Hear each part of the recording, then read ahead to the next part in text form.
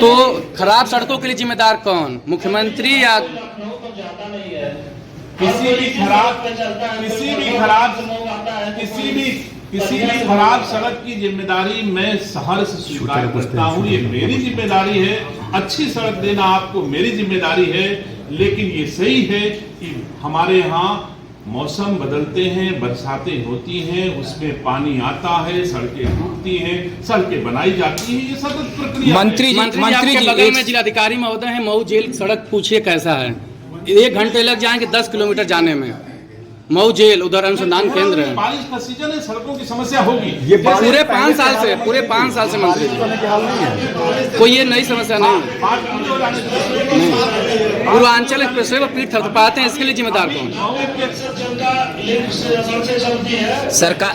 मंत्री जी बात का जवाब दे दूं, अगर एक लोग अपनी अपनी बात को, मैं यहाँ से उठने वाला नहीं हूँ जब तक हर प्रेस करोगे बात नहीं कह दूंगा। कौन पैदा करता है शूटर? इशारा किधर है आपका? ये गलतफहमी दिमाग से निकाल दिए। मैंने संगठित अपराध की बात कही, संगठित अपराध बंद हो गया है, संगठित अपराध कहीं नहीं है। नहीं, आप जो शूटर पैदा करता रहा उत्तर प्रदेश में, सबके शूटर पैदा करने वाली जगह को बंद कर दिया गया है। मंत्री जी आपके पास रिकॉर्ड है कितनी क्षेत्रीय सड़कें बनी है, जैसे अच्छा क्यों निगेटिव बात न करो, आप अच्छी बातें करो। लोगों के ऊपर से भार हटाने के बदले भार बढ़ाया जा रहा है। हम आपसे गुजारिश करेंगे कि आप उत्तर प्रदेश सरकार से हैं और केंद्र सरकार की, क्या आप अपनी तरफ से इस सिफारिश को ऊपर भेजेंगे? नहीं, मेरे हिसाब से भारत के यशस्वी प्रधानमंत्री जी, उत्तर प्रदेश के यशस्वी मुख्यमंत्री जी हमसे योग्यतम व्यक्तित्व हैं और वो इस बात को स्वतः समझ रहे होंगे, पहुंचाने की आवश्यकता नहीं है। अगर उनको महसूस होगा कि इसमें हमको राहत देना है तो जरूर देंगे। मुझे इसकी कोई उनको सुझाव और सलाह देने की आवश्यकता नहीं है, सक्षम हमारा नेतृत्व है। क्या वजह रहा कि कृषि पे जो है जीएसटी लागू करना पड़ा? जिला अस्पताल की आप बहुत दयनीय है और मैंने जिला अस्पताल का मैंने एसी लगा लिया बिना उस समय के आपने सूचना दी थी कि मुझे 1 लाख एसी लगाने हैं। तो राज्य की रिसर्च टीम क्या थी? ये मैं कह रहा हूँ राज्य सरकार की जिम्मेदारी है, मैं ले तो रहा हूँ। मंत्री जी उत्पादन मैं हुजूर मेरी बात पूरी आ जाने दीजिए, नहीं आप कट के चला दोगे। मैं कह रहा हूँ 27% उत्पादन को मैंने बढ़ाया है। बिजली विभाग ने, मऊ के बेटे ने 27% उत्पादन बढ़ाया है। कोयला इतना लाके दिया है उत्तर प्रदेश वासियों को जो कोई कल्पना नहीं कर सकता था।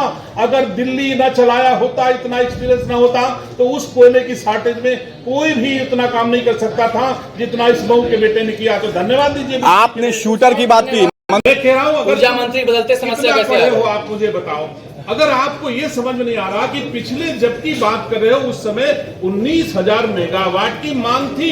अगर आप अचानक, जैसे कोरोना काल में हुआ, कोरोना में अचानक जैसे मान लो, और उदाहरण ले लीजिए, दूसरा मैं देता हूं, अगर आपके घर में 5 लोगों के लिए दूध रखा हो और आपके घर 100 व्यक्ति अचानक पहुंच जाए तो कितने लोगों को चाय पिला पाओगे आप मुझे बताइए। तो राज्य की सिस्टम फेल है, उसको पता नहीं है कितना बिजली सप्लाई है। ये अचानक मांग है। तो ये आपने हम की आज बिजली की भी समस्या है, ये भी अभी आप कहोगे मुझे। जी नहीं मंत्री जी पार्ट 1 में सरकार आपकी बिजली बहुत अच्छी दी। आज भी खड़ा हूँ, कल भी खड़ा होना पड़ेगा, परसों भी खड़ा होना पड़ेगा। भागने से काम नहीं चलेगा। मंत्री जी आपकी सरकार पार्ट 1 में बिजली बहुत बढ़िया दी, लेकिन पार्ट 2 जब सरकार बनी तो क्या वजह रहा कि बिजली की समस्या बढ़ गई? बिल्कुल आप 16 आना सही कह रहे हैं। जब 19,000 मेगावाट बिजली की आवश्यकता थी और आपने अचानक 26,000 मेगावाट की आपूर्ति की मांग कर ली, तो मांग और आपूर्ति के अंतर के कारण ये समस्या उत्पन्न हुई। फिर भी 19,000 के स्थान पे 26,000 मेगावाट बिजली देने का काम मऊ के बेटे ने किया है, इसके लिए तो धन्यवाद। फिर भी समस्या। मंत्री जी मऊ की सड़क अब पूर्वांचल, अभी आपको जो चीज कही, अगर आपके मन में हीन भावना हो तो उसको हम कुछ नहीं कह सकते। मंत्री जी मऊ की सड़क है मंत्री जी। क्या मुझे एक आदमी का जवाब देने दो ना। मैं कह रहा हूँ कि अगर आज की तारीख में मैंने जिन सवालों का जवाब, जिन बातों को आपके सम्मुख रखा, क्या आपको वो ये महसूस नहीं कराती कि हमारा देश मजबूत है, ताकतवर है, सक्षम है? कौन ऐसा काम है जो मोदी जी ने, योगी जी ने आगे नहीं बढ़ा दिया? किस क्षेत्र में हम आगे नहीं बढ़े?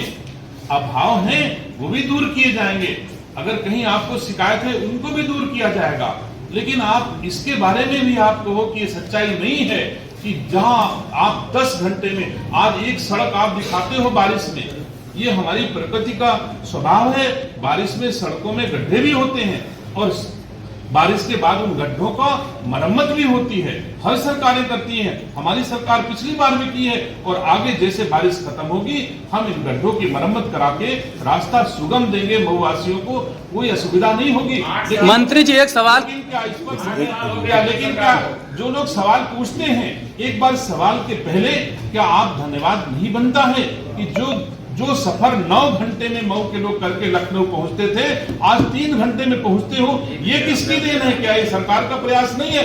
जो सरकार 3 घंटे 8 घंटे का सफर 5 घंटे कम करके आपको दे सकती है, वो मऊ की खराब सड़कों को आगे ठीक कर देगी।